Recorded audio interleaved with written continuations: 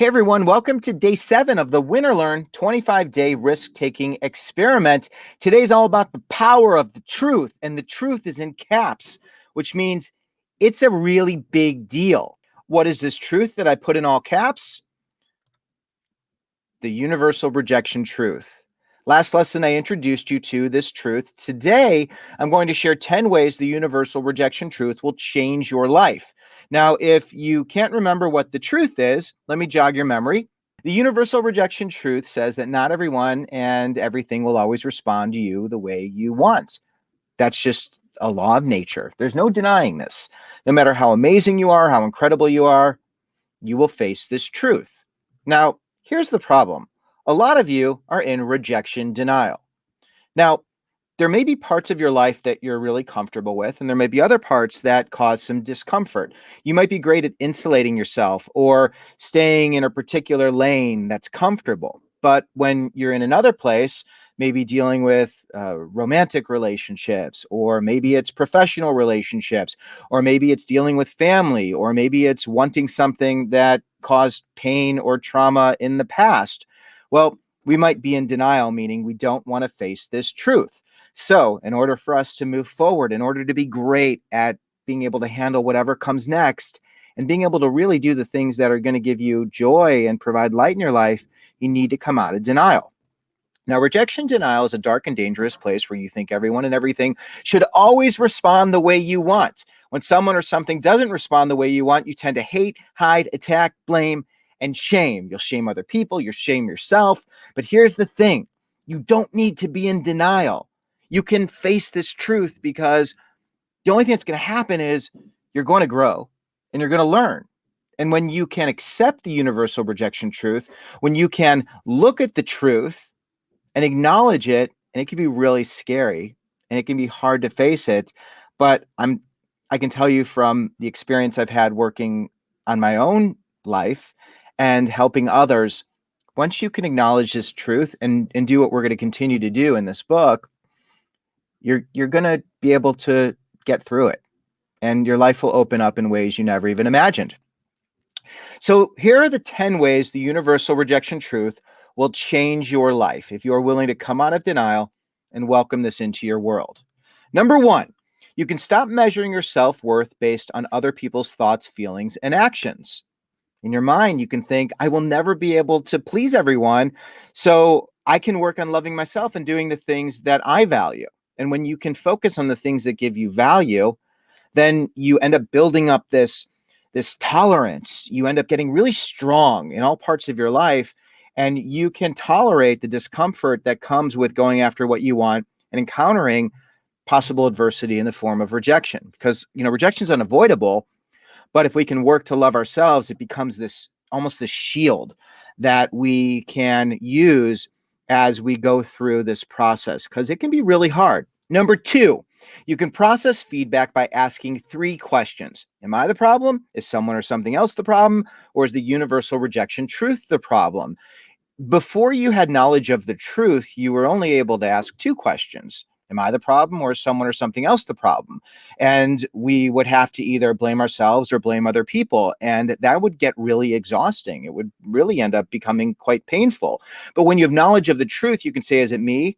Is it someone or something else? Or is it this third thing that could possibly be this law of the universe that means I don't need to carry the weight of whatever happened, because there might be another explanation. And that's the power of the universal rejection truth, because it gives you something else to work through and work with. Number 3, you will be a better listener. You could think, I don't need to be defensive. I can try to understand why someone or something isn't responding the way I want. Because now, instead of that voice being alerted, that internal voice that's so defensive, that's so angry, that's so uncomfortable, it doesn't want to acknowledge those things that we've been trying to avoid for so long. Well, when you embrace the truth, you can actually listen to what people are saying instead of constantly thinking and having that inner voice take up all of your space. It's loud. It's hard to hear other people when you're busy hating, hiding, blaming, or avoiding. Number 4, you can say what you think and express how you feel. In your mind, you can think, sharing my truth is a gift. I mean, the people who are in my life will want to hear the truth. I appreciate that offering is the best way for me to create the life that I desire, offering my thoughts and ideas and feelings. Whatever happens after offering will inform me. And so many times we avoid saying what we think and expressing how we feel because we are reluctant to face the truth that someone may not agree with us or may have different points of view, especially family. That can be really painful. But when you embrace this truth, you're able to say what you think and express how you feel. Now, of course, as we go through this, you have to make sure that the dynamics of the situation allow for you to be honest, because someone has to be uh, receptive to what you're sharing. And there could be different dynamics that we can work through. But the idea that you are free to say what you think and express how you feel, and you can find the right environment, right dynamics to do that is so powerful. Number 5, you are no longer tied to one particular outcome. In your mind, you think, if I do something, something will happen, and that something will inform me. Information is not emotional, it's data. Because when you embrace the universal rejection truth, you can hear difficult truths, things that make you uncomfortable, and process them. Now, in the next step of the book and of our experiment, you're going to surround yourself with people and put yourself in places so that you can be patient and work through all the possible outcomes. You know, it can be upsetting to not get the results you desire. You're going to need to have people and places to help you to work through that. But embracing the truth is the first step in being able to move forward with confidence and clarity. Number 6, you can agree to disagree without feeling resentment. This is a picture of me and my wife, or my wife and I. Picture of me. This is a picture of my wife, and this picture, and me. I'm an author, right?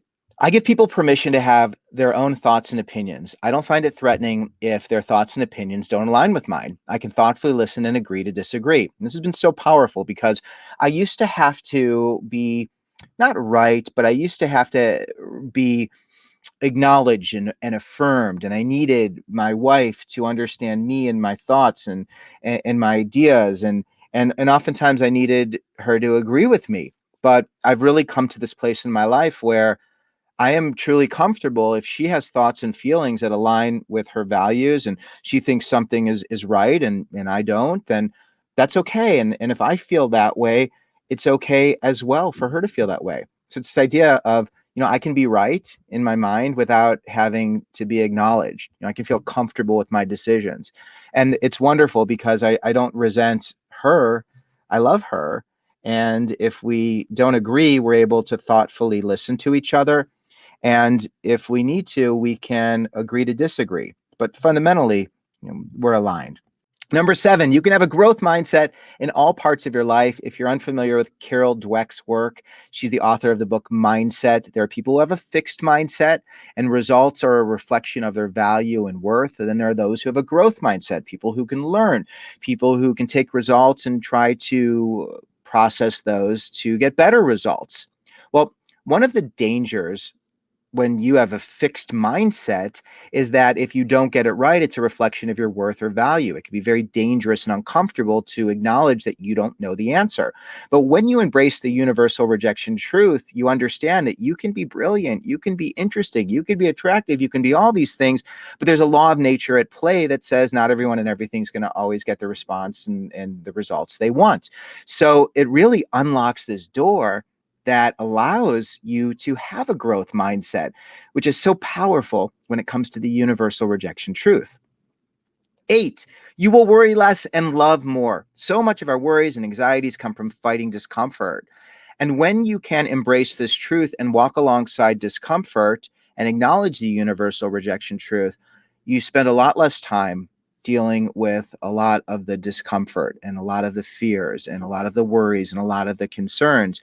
Because as you'll see, in the next step, we're going to make sure that we have people and places where we can find support and we can process difficult outcomes so that we can continue to move forward and not get lost in that loop of fear and anxiety. Number 9, you will look at the past through a different lens. It is fascinating to observe individuals who go through this process as they reflect on their past experiences, because suddenly the past becomes less about them and more about how they were able to navigate the challenges and obstacles and how this law of nature impacted them. One example is I've had so many people who have been through divorce and loss, and they look at the universal rejection truth, and it helps them to be able to see, you know what? The universal rejection truth of marriages, not all marriages last forever. And there can be problems and challenges that are a reflection more on what marriage is than something I've done right or something I've done wrong. So I can look at the past and I can come to terms with it. I can give the world permission to be flawed and imperfect. I can give marriage permission to be flawed and imperfect, and to take the lessons that I've learned and that my partner has learned and be able to move forward. So it provides closure, which is so powerful. The pain of the past will ease and I'll be able to move forward with clarity. And number 10, you will look at the future through a different lens. Tomorrow becomes less about avoiding pain and more about aligning with the things that give you joy. Fear is not the thing that motivates you. Hope, light, love, that's what guides you. Shame is boring, doesn't serve a purpose, because shame just eats up time and energy and keeps us from looking ahead because we're too afraid of feeling the discomfort that might be in front of us. But when you can get comfortable with the uncomfortable, you're able to look forward and you're able to move through whatever's next with confidence and clarity. It is liberating. It is so exciting. And I'm grateful I get to share this with you. So here's the question: how will embracing the universal rejection truth help you to take your risk and navigate the possible outcomes? Think about how welcoming this truth into your life is going to help you to be able to move forward and take the risks you want to take. You can send me your answer however you want to send it to me. Text me it, email it, post it on the Facebook group. You can also find me on social media. And of course, I encourage you at any time, invite friends, family, anyone you think that will benefit from this to participate in this risk-taking experiment. I am so grateful to be here. I'm so happy that I could be in your corner, and I look forward to continuing the conversation. Thanks, everyone.